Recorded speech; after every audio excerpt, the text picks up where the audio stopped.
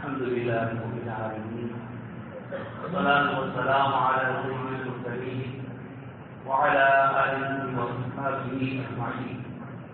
قال الله تبارك وتعالى في كلام المجيد والفرقان الحميد: أعوذ بالله من الشيطان الرجيم، بسم الله الرحمن الرحيم. يا أيها الناس ضرب مثل فاستمعوا له إن الذين تدعون من دون الله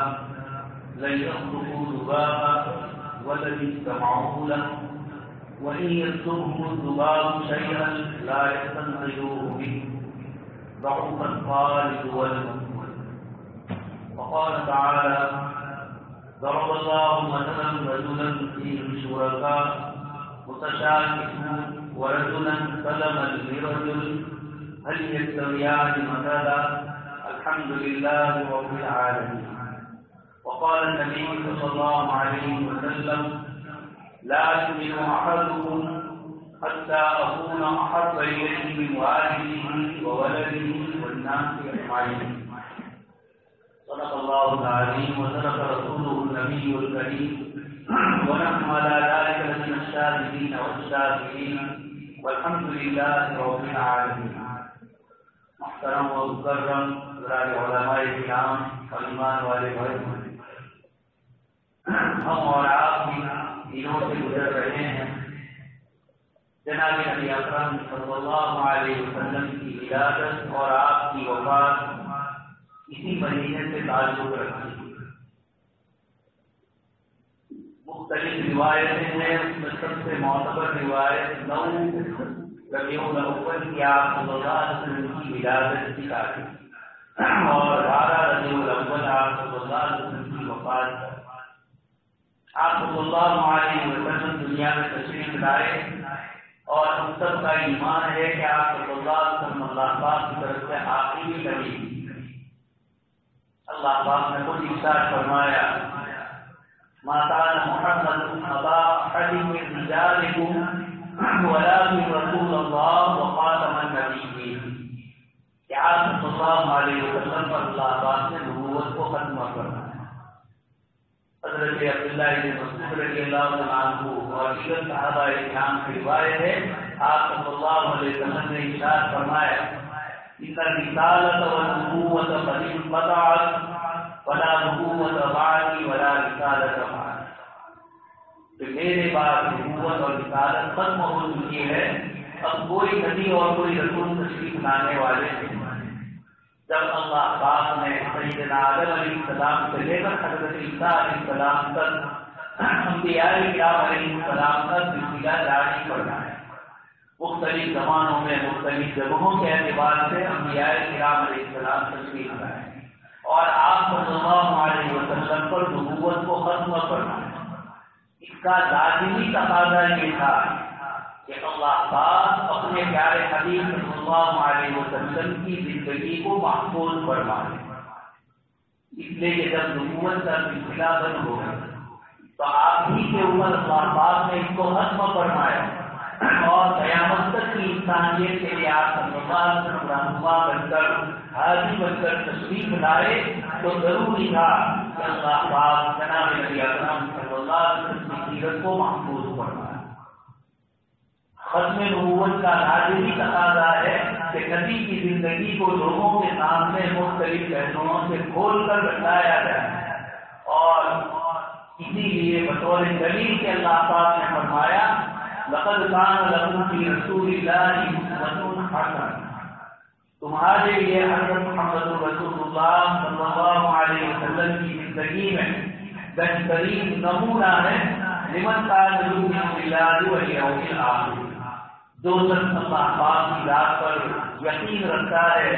اس کی توحید کی ذات کے اعتبار سے، صفات کے اعتبار سے، حقوق کے اعتبار سے، جو اس کو اکیلا اور یکتا مانتا ہو، اور جب اللہ پاک کی طرف سے ان صفات کے بعد نبوت کا اعلان فرمایا گیا تو اس کے ساتھ لمن كان يؤمن بالله کے بعد والیوم الآخر فرمایا۔ آخرت کا عقیدہ ہی وہ ہے جو انسان کو رات کی تنہائیوں میں گناہوں سے روکتا ہے۔ مجھے اپنے پروردگار کے سامنے حاضر ہونا ہے، اس لیے اللہ تبارک و تعالیٰ نے جناب نبی اکرم صلی اللہ علیہ وسلم کی زندگی کو نمونہ خاص کر کے ان دو صفات والوں کے لیے بتایا جو اللہ اور آخرت کے دن پر ایمان رکھتے ہیں۔ دوستو اور بزرگوں، اللہ پاک نے جناب نبی اکرم صلی اللہ علیہ وسلم کی سیرت کو کیسے محفوظ فرمایا۔ شمائل ترمذی کی روایت ہے اور دوسری سیرت کی کتابیں آپ صلی اللہ علیہ وسلم کی پیدائش اور آپ صلی اللہ علیہ وسلم کا بچپنا، آپ کی جوانی، آپ کی نبوت، وقتی زندگی، بدلی زندگی، رات اور دن کے آپ صلی اللہ علیہ وسلم کے احوال کیا تھے۔ ایک عیسائی بہت بڑے پادری ہے،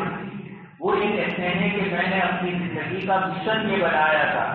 کہ میں سیدنا حضرت عیسیٰ علیہ السلام کی زندگی جہاں جہاں سے ملتی ہے آپ کی زندگی کے واقعات، ان سب کو میں قلم بند کر کے اس کو ایک کتابی شکل۔ اس کے لیے بائبل کے مختلف جو ان کے یہاں الگ الگ پرکرن ہے، الگ الگ ناموں سے بائبل جو ان کے یہاں موجود ہے، اور حضرت عیسیٰ علیہ السلام سے لگتی جتنی کتابیں تھیں ان سب کو اس نے ٹٹولا، اور پھر اس کے بعد ایک مضمون میں یہ لکھا کہ میں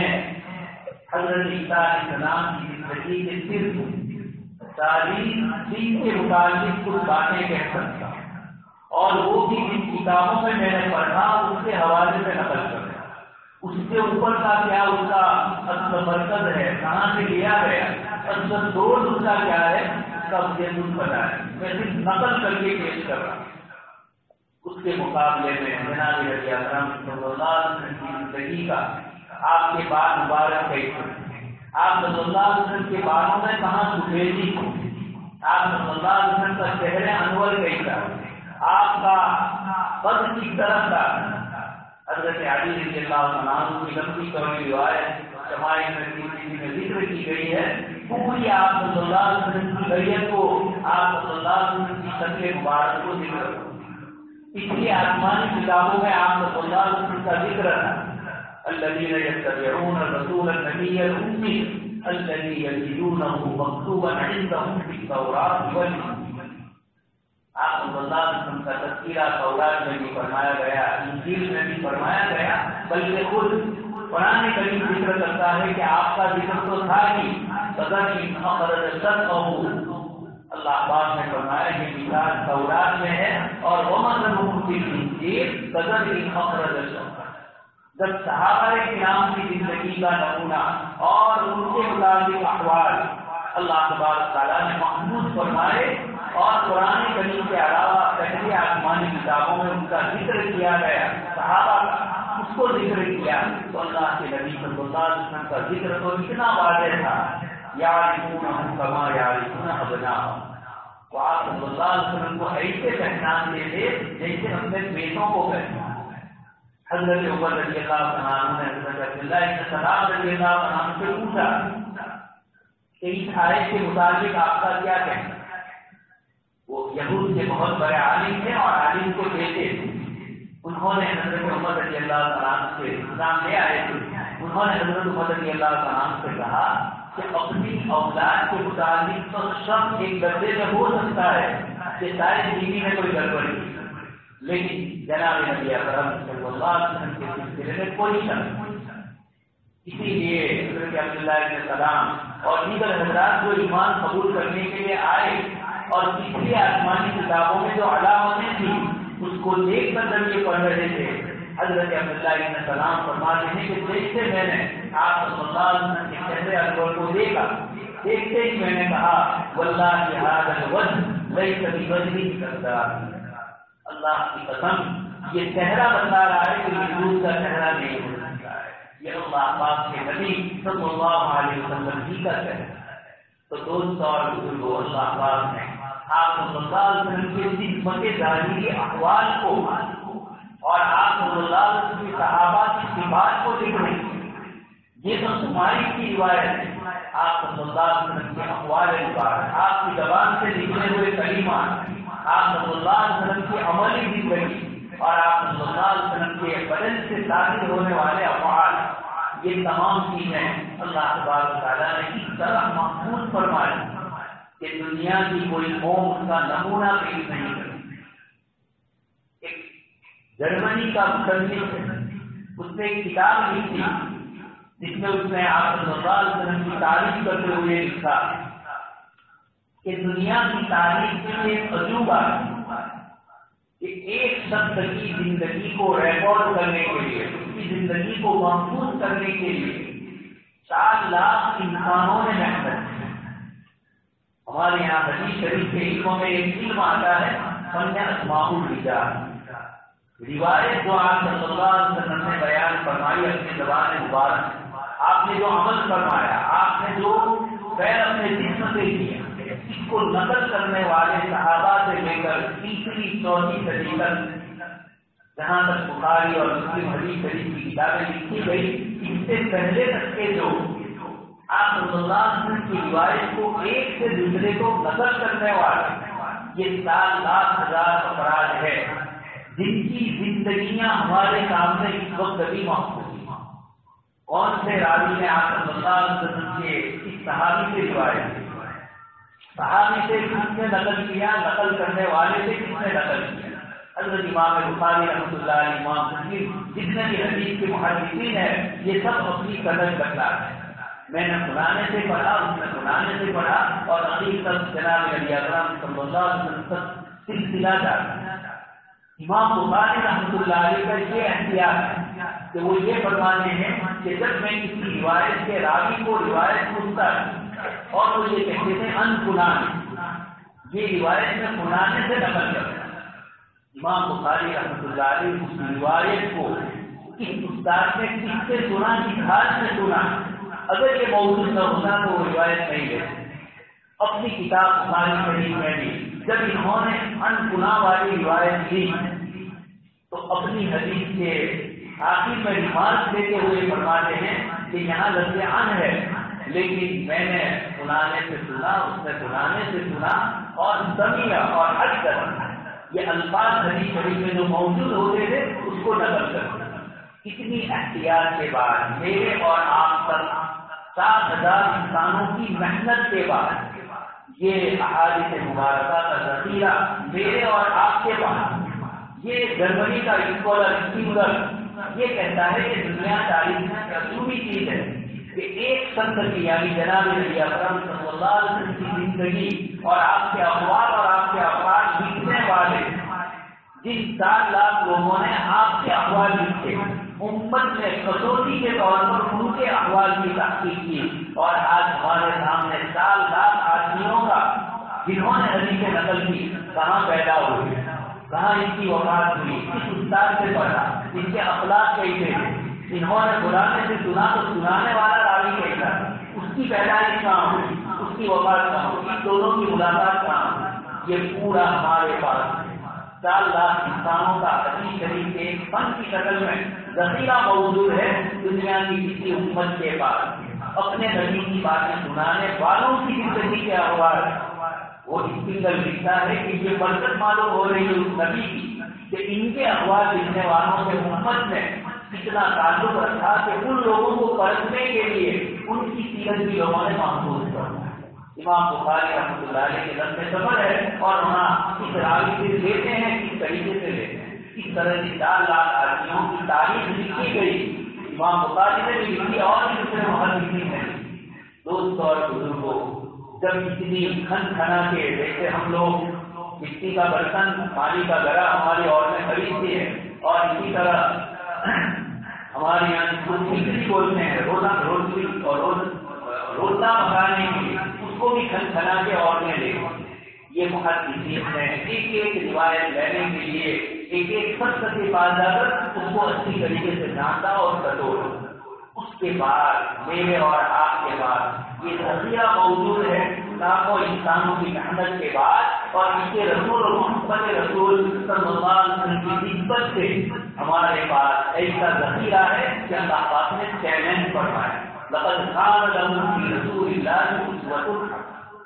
تمہارے لیے حضرت محمد رسول اللہ صلی اللہ علیہ وسلم کی زندگی میں بہترین نمونہ، لفظ اسوہ فرمایا، نمونہ، یعنی آپ کو اپنی زندگی میں تاجر ہے، تجارت کی طرح کرنی ہے، اللہ کے رسول کی روایتیں آپ کو بتائیں، آپ خاص بتانے کے لیے کیسی کرنی ہے آپ کو بتائیں، آپ آپ وکیل اور ڈاکٹر ہے، آپ کو وکالت کیسے کرنی ہے، ڈاکٹری کیسے کرنی ہے، دنیا کا کوئی فن اور کوئی شعبہ ایسا نہیں ہے کہ جس کے مطابق کسی کو کوئی تحقیق کرنی ہو اور جناب نبی اکرم صلی اللہ علیہ وسلم سے اس کو رہنمائی کرنی ہے۔ اس کے اللہ بعد میں اسوہ حسنہ دوست اور بزرگوں، یہ جناب نبی اکرم صلی اللہ علیہ وسلم کے دین کے لیے کی گئی محنتوں کے نتیجے میں دین ہمارے سامنے کتنا کھلا ہے کہ آپ صلی اللہ علیہ وسلم نے خود ارشاد فرمایا لیلھا کنہار، میں دین کو لے کر آیا، اس کی رات بھی دن کی طرح روشن ہے۔ قرآن کریم میں آپ صلی اللہ علیہ وسلم کے متعلق فرمایا کہ آپ کہہ دیجیے علی بصیرۃ انا ومن اتبعنی، میں مکمل بصیرت کے ساتھ تم لوگوں کے سامنے اللہ کا دین پہنچا۔ آپ کو خود اطمینان اور یقین تھا، قل ھذہ سبیلی ادعو الی اللہ، آپ فرما دیجیے کہ اللہ پاک کا راستہ ہے، یہ میرا راستہ ہے جس کی طرف میں ساری انسانیت کو دعوت دیتا ہوں، علی بصیرۃ انا ومن اتبعنی، مجھے بھی اطمینان ہے اور میرے ماننے والے بھی میری رسالت پر اطمینان والے ہیں، وہ ادھر ادھر بھٹکتے ہیں۔ ان کو ایک بہترین نمونہ ہے دوست اور بزرگوں، اس نمونے میں سب سے بنیادی چیز جو جناب نبی اکرم صلی اللہ علیہ وسلم دنیا کے لیے لے کر آئے،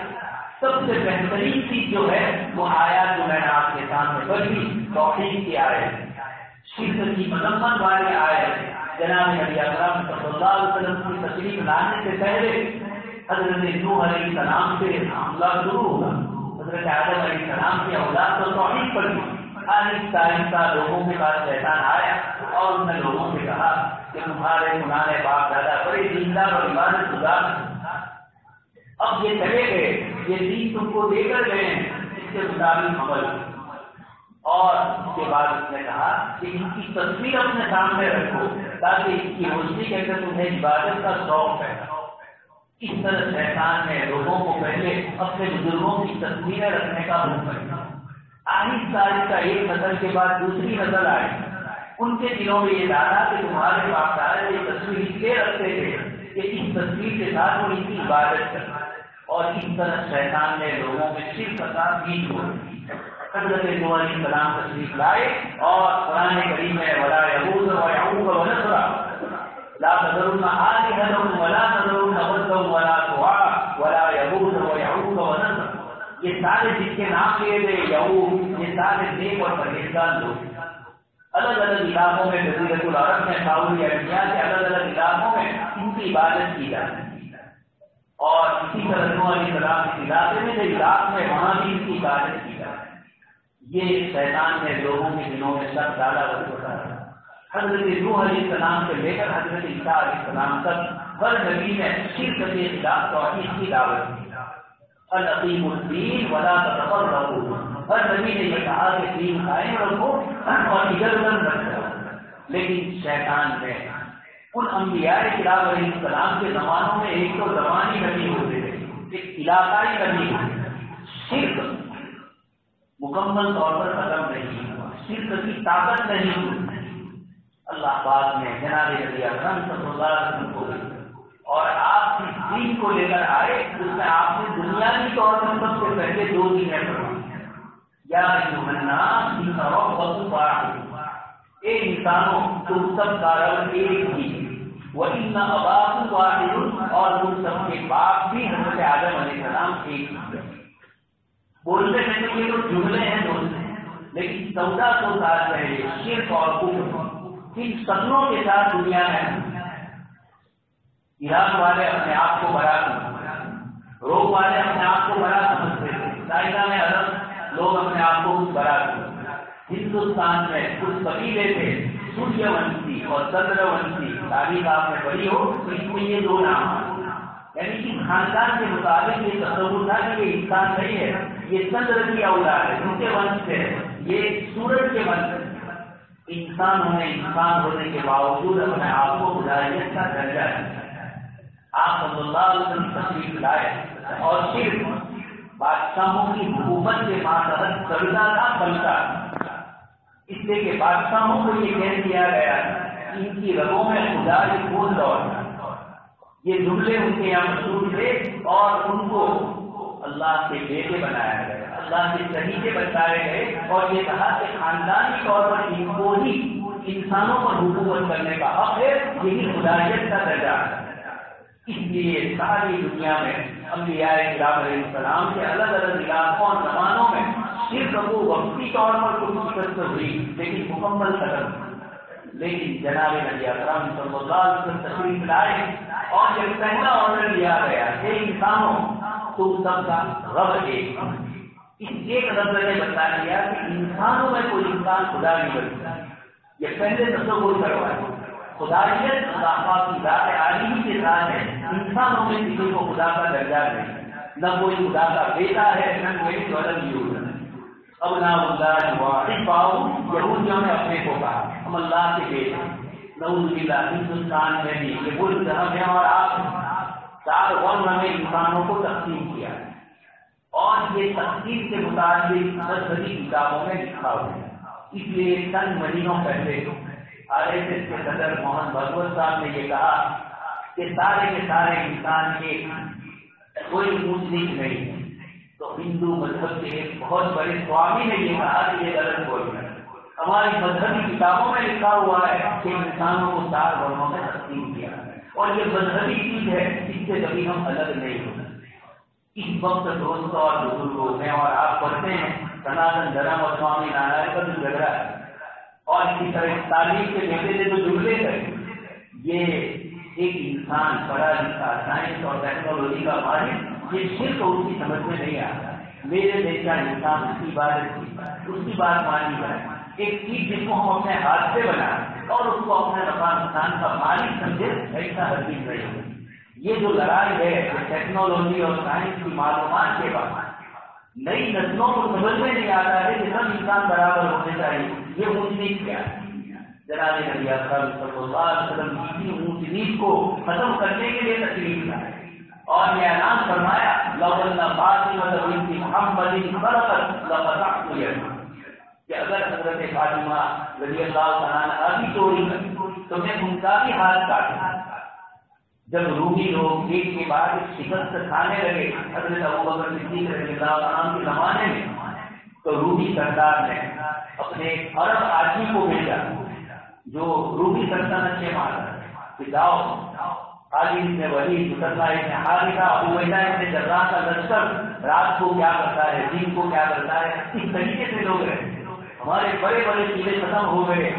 اسی طرح ایران کے بڑے بڑے علاقے ان کے قبضے میں آ گئے، یہ کون سی مقصود؟ اس نے آ کر کہا باللیل رہبان وبالنہار فرسان،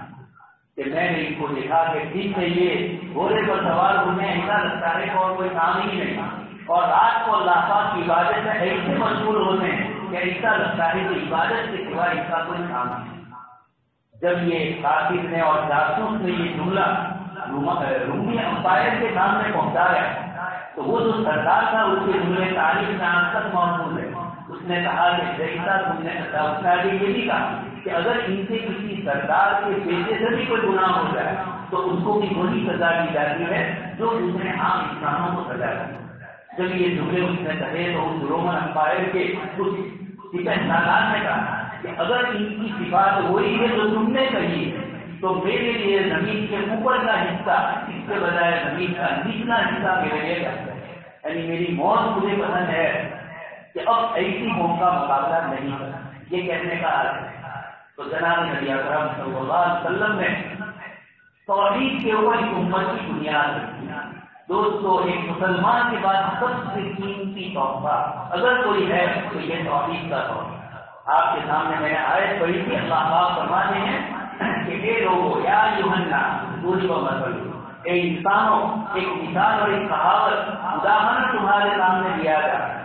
ان الذین تدعون من دون اللہ، جو لوگ اللہ کے علاوہ کو پکارتے ہیں، لن یخلقوا ذبابا، وہ ایک مکھی پیدا نہیں کر سکتے معبود،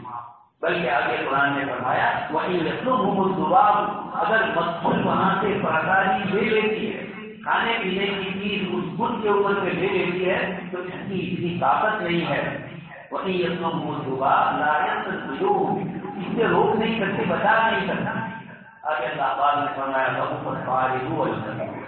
مانگنے والا بھی کمزور، جس سے مانگا جا رہا ہے وہ بھی کرو۔ اور یہاں ارحم الراحمین احکم الحاکمین ہے، جس نے فرمایا انہوں نے استجب لکم، مجھ سے مانگو میں تمہاری دعاؤں کو قبول کرنے والا۔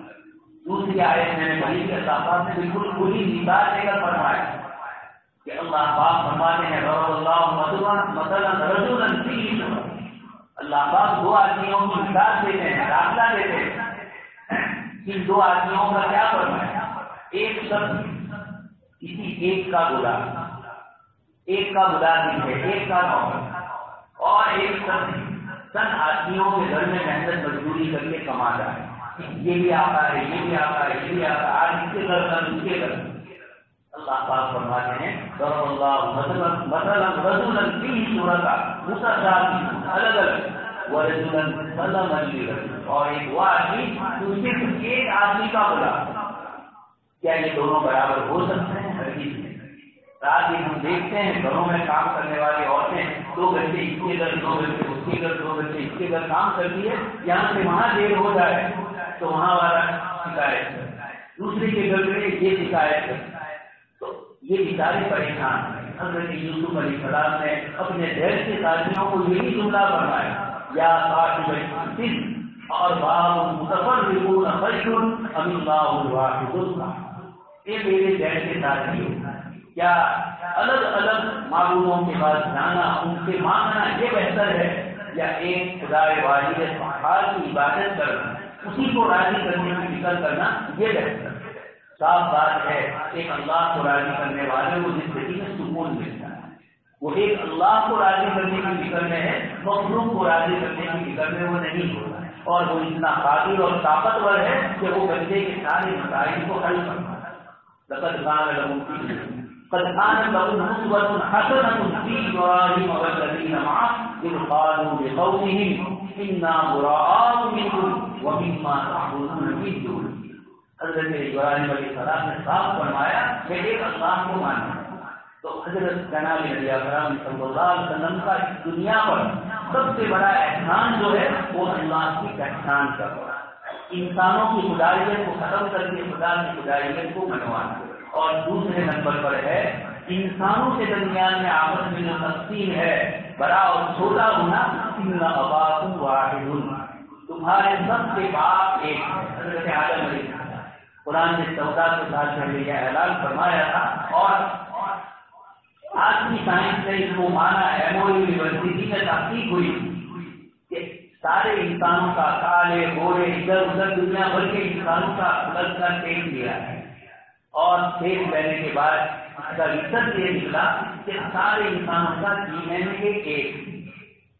سارے انسانوں کا ایک ہی ماں ہے، باپ کا ڈی این اے نہیں مل سکا۔ آدم علیہ السلام تو جنت سے آئے، لیکن حضرت حوا کا ڈی این اے نکالا گیا اور یہ کہا کہ وہ ماں بھی ایشین۔ یہ تو خیر سائنس کی اپنی ترقی اور سائنس کی معلومات ہے، اللہ پاک نے ہمیں صاف فرما دیا کہ تمہارا رب بھی ایک ہے اور تمہارے باپ آدم علیہ السلام ایک ہے۔ کسی کالے کو کسی گورے پر، کسی گورے کو کالے پر، کسی عالمی کو کسی عجمی پر کوئی فضیلت نہیں، اللہ ہی تقویٰ۔ دوستو یہ پیغام جناب نبی اکرم صلی اللہ علیہ وسلم کا بنیادی پیغام ہے۔ شرک کی طاقت کو آپ نے توڑا اور سیکولرزم جمہوریت دنیا میں آئی، سب برابر ہوئے، سب بوجھ لگائی اٹھنی پڑی۔ شاعر کہتا ہے بہار اب جو دنیا میں آئی ہوئی ہے ساری بوجھ نہیں کی لگائی ہوئی ہے، اس لیے ہم مسلمانوں کے لیے ضروری ہے کہ سیرت کے اس مہینے میں سے بزرگ کو یاد نہ کرے۔ محبوب تو پورے سال محبوب ہو جائے، وہ ایک دن 2 دن کے لیے محبوب نہیں ہوتا ہے، اس کی زندگی کا ہر نمونہ صبح سے لے کر شام تک میرے اور آپ کی زندگی سے سچ ہوتا ہے۔ تو ہم اپنے آپ کو آقا حدیث صلی اللہ علیہ وسلم کی محبت میں لگائیں، جو حدیث پڑھی اس میں بھی یہی فرمایا کہ تم میں کامل مومن وہ ہے جس کی محبت اپنی سب چیزوں کے مقابلے میں میری محبت اس پر غالب آئے۔ میں تمہارے بیٹے، تمہاری بیٹیاں، تمہارے والد، رشتے دار، ان سب سے زیادہ حق پڑے ہیں، سب سے زیادہ میں محبوب بن جاؤں۔ اللہ پاک سے دعا ہے کہ اللہ پاک ہم سب کو اس کی توفیق عطا فرمائے، اور آپ صلی اللہ علیہ وسلم کی محبت عملی شکل میں ہمارے چہروں پر، ہمارے کپڑوں پر، ہماری زندگی کے ہر موڑ میں بھیجے۔ بمصطفیٰ بے رساں بے شرا کہ ہی ہماؤس گر بہو نہ رسی تمام بول شاعر کہتے ہیں کہ محمد رسول اللہ تک پہنچاؤ تو کامیاب ہو، ورنہ ساری دوسری چیزیں عقول عربی کفر اور شرک بپیدار شادی کے راہی سبا توارت کے دل پڑے شادی فرمانے محمد رسول اللہ کا دامن تھامو گے تبھی زندگیوں میں شاید ملے گا۔ اللہ پاک ہماری ان تمام سنی سنی باتوں پر ہم سب کو عمل کرنے کی توفیق نصیب فرمائے۔ آمین۔ وآخر دعوانا